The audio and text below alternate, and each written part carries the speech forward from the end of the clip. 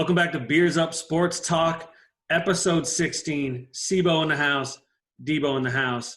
Before we get started, as usual, let's hear what the beers are this week, Debo. Well, thanks to Trillium bringing a nice set of beers and then you delivering them to my house. Yes. I am a double IPA called Dialed In. Delicious. Fantastic. Delicious. And I am drinking Metal, another double IPA. Can't really see that. That's awful.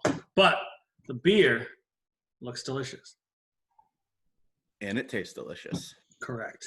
All right. Tonight we take a break from our regularly scheduled sports conversation to talk a little bit about the events that have happened over the last week, maybe even the last month, the upheaval in Minnesota, the killing of George Floyd by a police officer, maybe even talk about what happened in New York City. But really, we just wanted to take a moment away from sports to talk about what's happening in this country. I don't think that there's anything that we are going to say that is going to make Black people feel better. That's not the expectation. That's not our goal. But I think the reality is that we feel very strongly about the issues that are going on in our country in this moment, and we wanted to take the opportunity to talk a little bit about it here because we have this avenue, we have this opportunity, we have this microphone. And even if we reach just a small subset of people, I think it's important for people to hear our voice, for Black people to know that we support them, for people of color to know that we support them, and that in these times where people are focusing on the looting and the rioting and the agitators that are making this a lot worse than it needs to be, people need to be paying attention. Change needs to happen. And it is moments like this where change can become real, and we're just going to have a conversation and see where it goes. No, I agree. This is obviously going to be, not our normal upbeat conversation, but it's one that needs to happen with the way everything's going on. I'm tired, and I just read things. I'm not living what people of color are going through. And it's weighing on me. And I think this is a great opportunity for us, like you said, to use, our small avenue that hopefully people will, understand where we're coming from and why we support everything that's, ending the social injustice that's been happening. Yeah. And again, I don't think we need to rehash what's happened. It's been in the news. It's been talked about. I just want to take a moment to think about a lot of the things that I've heard from people who have a lens on themselves where they think that things like all lives matter are the way to go in situations like this, who look at Black Lives Matter as some type of wrong being done to them. The facts are simple. A Black man was killed by a white cop in the streets in broad daylight with cameras on him. That man is currently out on bail. And yes, he's been charged with a crime, but the numbers and the data tell us that most of these people that commit these crimes don't stay in jail or don't go to jail. They get acquitted. Correct. Protesting is an important part of our history. When things are wrong, when people are wrong, when things happen that need to change, we protest. It is an important part of change in this country, and it is happening all over the country, and it is incredible to watch. Now, is there rioting? Yes. Is there looting? Yes. Is that wrong? To some extent, absolutely. Right. But it is important to understand that this is not about breaking windows in Target. It's not about burning buildings. It is about getting people's attention and making them realize that year after year, Black men, Black people are killed, are racially prejudiced, and we as a country need to do better. We have to figure out a way to do better. And it's not going to happen with words. It's not going to happen with peace. It's not, I'd love for it to happen with policy, but let's be clear, we don't have the lawmakers in place in this moment for that to happen. And so the next best option, the option that has worked throughout time, is to protest. And that's what's being done around the country. Yeah, and I think the biggest reason that it's getting to this point is people have tried to do it peacefully. You have Kaepernick take a knee during the anthem. Mm-hmm. That's disrespecting the flag. Well, all he's doing is saying, man, this is happening. People are getting shot. Black people are getting killed, getting profiled, pulled over just for being black in a white neighborhood. No, you can't do that. That's not okay. All right. Well, now I can't play football because I'm blackballed from the NFL. Whether anyone wants to agree with that or not, that's what happened. Mm-hmm. Mm-hmm. Then you have, people are using their voice like LeBron James. They had the I Can't Breathe shirts. Can't do that. That's why you bringing that into the sports in the sports world. That's not a good place for that.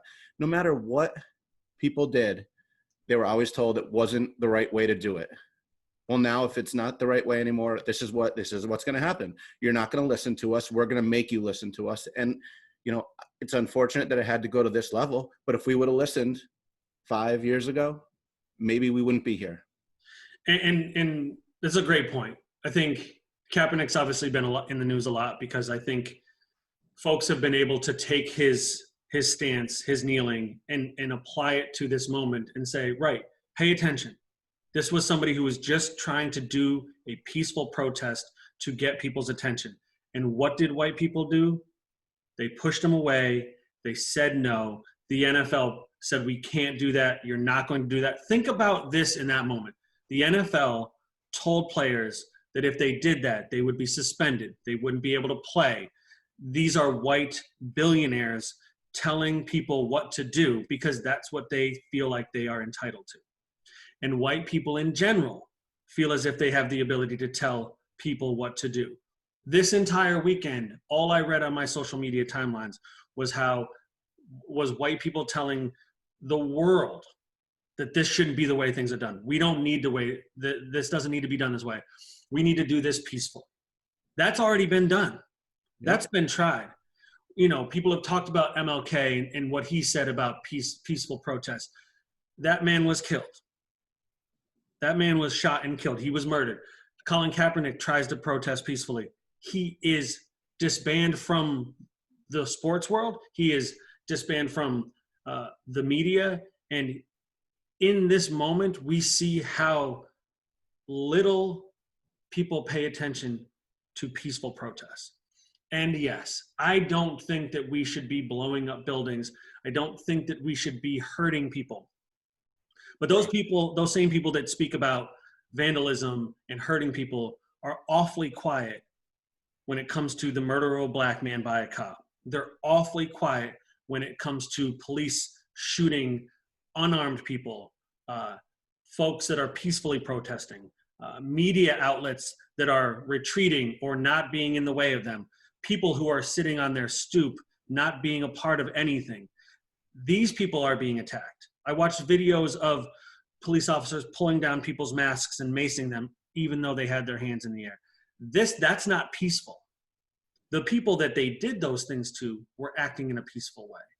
And people are so quick to judge a fire or a brick being thrown, but they don't seem to have any problem with a rubber bullet hitting somebody who's trying to run away because that police officer told them to run away.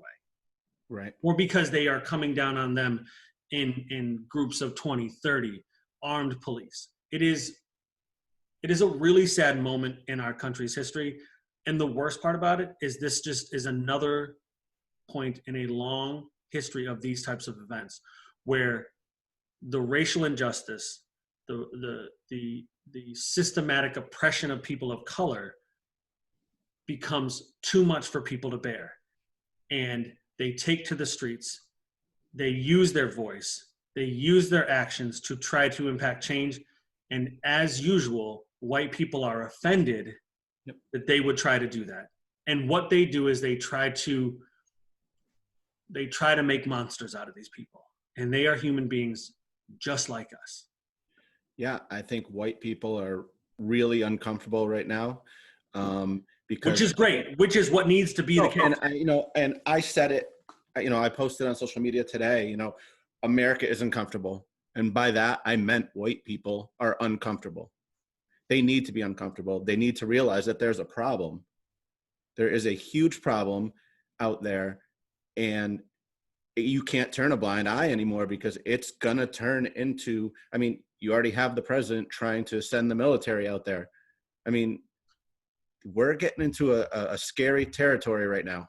Yeah. And it's just, it's almost, I can't even put words to it. It's so frustrating to know that, like, if we just sit down and try and figure this out and listen to what people, the feelings that these people that are protesting have.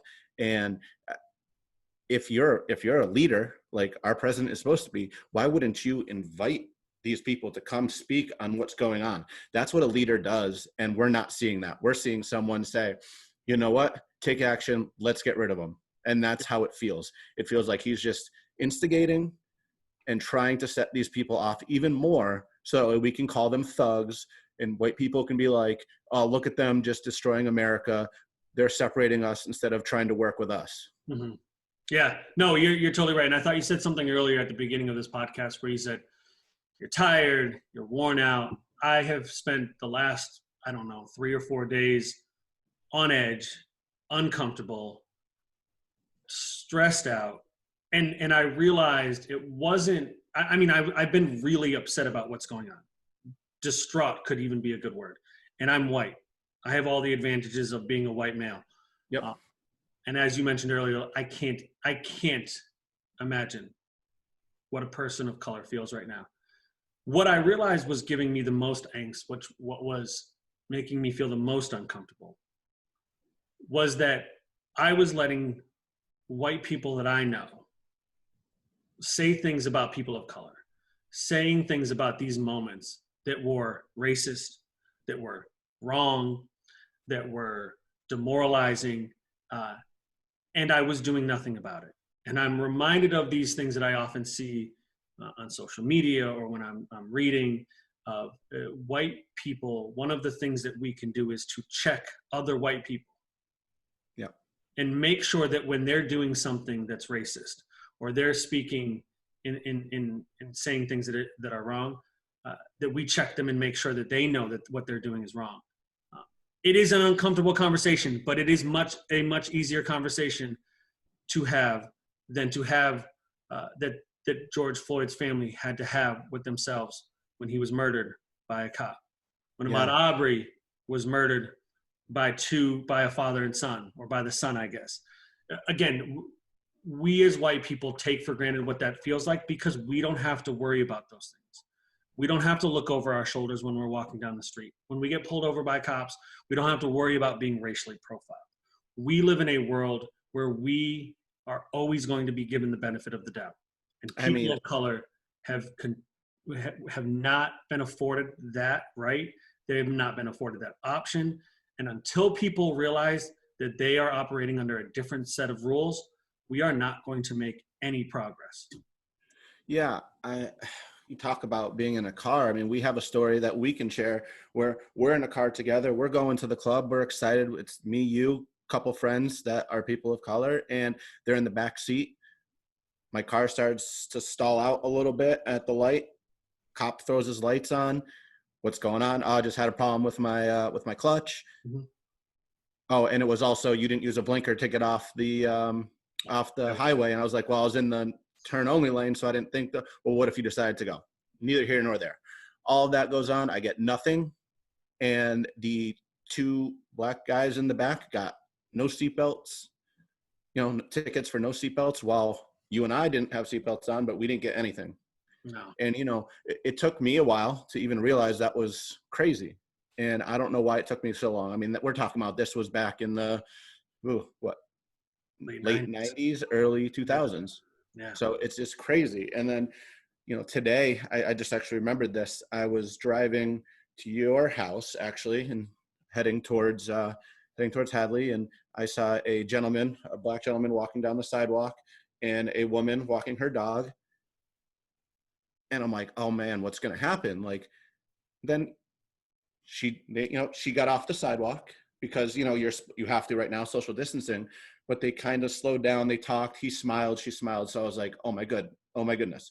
Where I live, there's been some obvious issues with people of color and racism. And it's scary. I mean, I think about it. I went for a run probably about a month ago, and like, it was so weird when someone got off the sidewalk and went to the other side of the street. And I was like, they're doing it for social distancing, but I was still kind of like, Mm-hmm. wow, that's messed up. And I'm like, is that what people of color deal with all the time with black people? Is that what they deal with? Like, that goes to their mind. Like, this woman just really crossed the street because I am going past them. Yeah. And, I can't imagine living a life like that. No, and we will never have to worry about that. Right. Listen, nothing we say tonight is going to make, or is meant to make, people of color feel better. Nothing that we, none of the experience we share are going to change any outcomes, that have happened in the past. But I think the takeaway from having this conversation is that we, as white people, need to support our people of color in this fight. And it is a fight. It absolutely is a fight. White people quickly forget in these moments all the advantages that they have in life, and are so quick to say, look at that Bed Bath & Beyond that's burning. Look at that Target that's burning. Target doesn't even care that Target's burning. Right. You saw that, right? The CEO basically was like, let them do what they need to do. Right. Like, but white people focus on a brick being thrown. They focus on the moment in time that's happening. They have forgotten completely about slavery, about the way that African Americans have been treated, people of color have treated. They forget about the murder of George Floyd, maybe days after it's happened. They forget about Ahmaud Arbery. They forget about Trayvon Martin. They forget about Freddie Gray. They forget about all these people who died at the hands of white people just because they were black, right? And it's terrifying to think that it's 2020 and we haven't made really any progress as a country. And it doesn't seem, given the state that we're in and the person that leads our country right now, that any progress is meant to be made.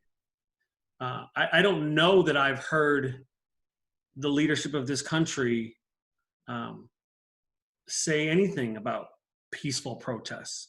I don't think he said anything. And again, I probably am wrong, but I don't care because I don't listen to him. Because nothing that comes out of his mouth matters to me.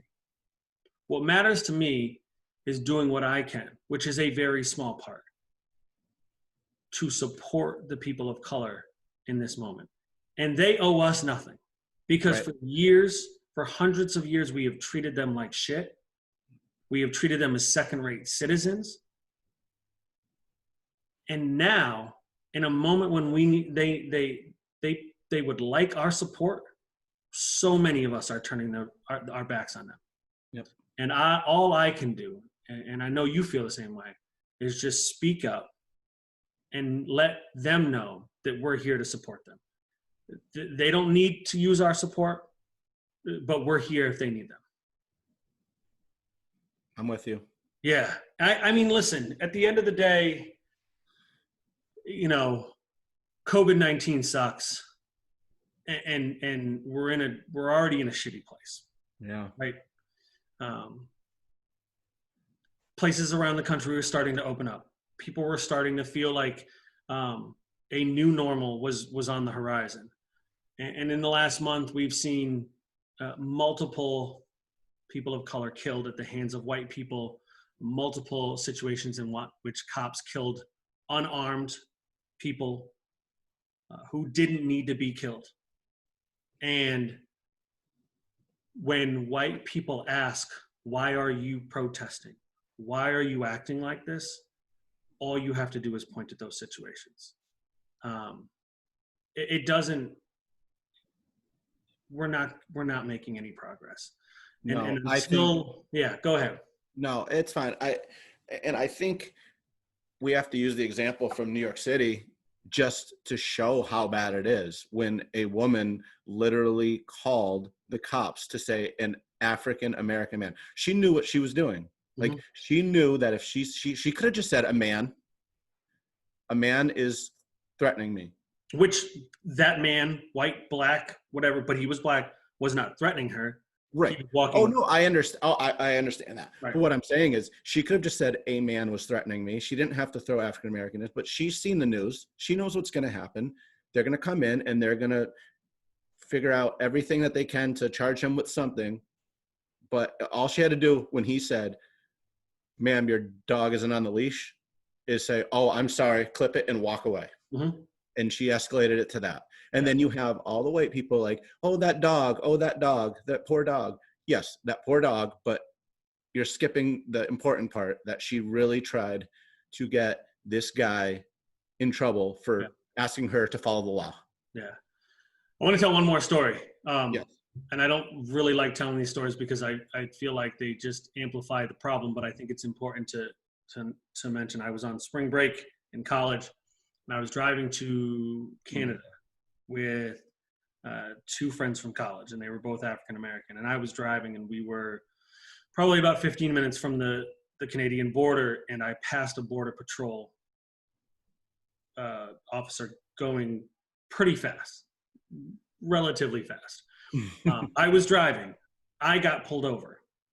When I got pulled over, I was asked to step out of the car, and I was speeding. It was awkward, but whatever. What happened then was that the two African American friends that I was with were asked to also step out of the car. While I stood next to my door for the next 15 minutes, they were searched. Their bags were pulled out of my trunk, and they were searched. And they were questioned for that entire 15 minutes. At the end of it, I finally said to the police officer, why are they being searched? They're not the drivers. Why would you have any reason to search them? And he gave me no answers. And I said, I'm the person that you should be talking to. You pulled me over for speeding. You didn't pull me over because there were two black guys in the car. And it's one of those moments where I'm disappointed in myself because of the lack of action that was taken on my part. But it's also an example of the country that we are in. When you pull over a white man for speeding and realize that he has two black people in the car and think, well, I need to make sure that these guys aren't causing any problem. That to me is the saddest thing in the world. And that is what black people live in fear of every day. We as white people live in zero fear, right? We don't worry about, as I mentioned, going for a run. Even if I went for a run right now at 9:30 at night, I wouldn't have to worry about anything. I'm a white male. I'm fine. I'm going to be fine, right? The worst thing I got to worry about is rolling my ankle because I got weak ankles, right? You do have weak ankles. I don't have to worry about being profiled, right? When I drive down the street, I don't have to worry about being pulled over. I don't have to worry about any of that because I'm white. And I'll finish with this, and we could talk about this forever, but I'll finish with this. You and I both lived in Baltimore. When we lived in Baltimore, the majority of the people in Baltimore are African American, yeah. Right? But that in no way made us the minority, right? Right. We were still treated as the most important people in that city. When I drove down the street, I could run through red lights. I could run through stop signs. Hell, I could probably drive with beers in my hand, and nobody would bat an eye. And that's just another example of the double standard that exists in this country. It's systemic. It's all over social media. Racism is alive and well in this country. And it's moments like these when we should be supporting our people of color when racism rears its ugly head. Because white people aren't ready to have that conversation. They're not ready to be equals with people of color. And I think that's what kills me is people that say all lives matter. They say we're all equal. That's what we want, but it's not. That's not the way it is. No. It's equal for some. All lives matter, but not the same. Right. Right. Listen, if you have people of color, your friends of color, reach out to them. They may not respond. They don't need to respond. Right. Not entitled to respond, but reach out to them. Check in on them. Let them know that you're thinking of them. Let them ask them if you need anything. Support them. They are hurting right now. This world is against them. It has been against them. It will unfortunately continue to be against them.